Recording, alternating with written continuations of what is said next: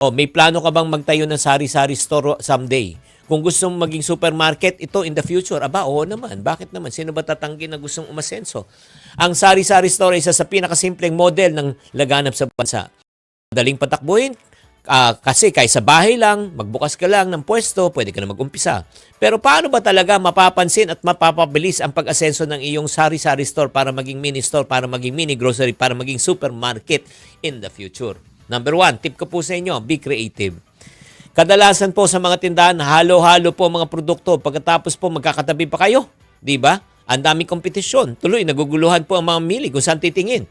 Kailangan dumungaw ng malapitan para makita ang hinahanap. Kaya dapat pagtapak pa lang nila sa pwesto mo, malinis, maayos, maaliwalas. At syempre naman, ang pinakamaganda niyan, segmented. Ang iyong like for example, food, non-food, di ba? Yung parang toiletries, di ba? Yung parang alam po nila, di ba? Yung mga panlaba, di ba? Pagkain, powder, itlog, delata, cereal, pagkain, one section. Di ba? Pagkatapos yung panlinis, one section.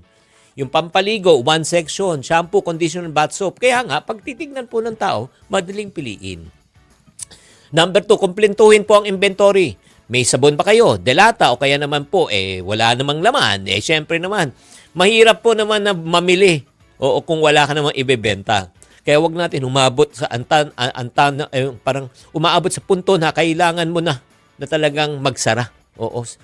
We need to make our customers feel na lahat ng hinahanap po nila ay nandun. Chinky, wala naman talaga ako puhunan. Kung walang puhunan, gawa ng paraan. Diba? Karapatan ng mga mamili na talaga makapili ng mga magagandang produkto at sikapin natin na sagana ang inventaryo natin at wag mawawala ng stocks. Pag nawala ng stocks, ano po mangyayari? Lilipat po sa ibang tindahan. Pangatlo, hindi lang po siyempre maayos, may stock. Kahit na maayos ka may stock pero masungit ka naman, hindi naman bibili sa'yo, di ba?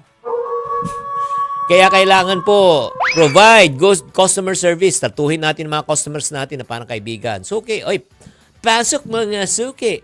Press yung divisoria, di ba? Kapag kabisado na ng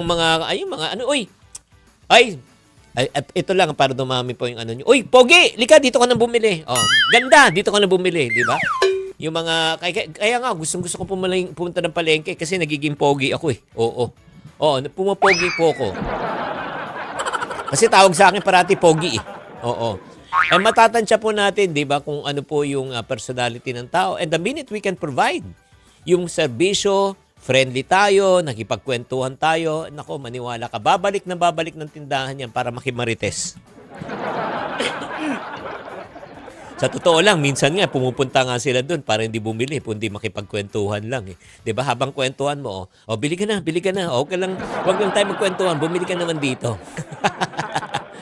Guys, sana naman nakatulong tong na ito, mga tips po.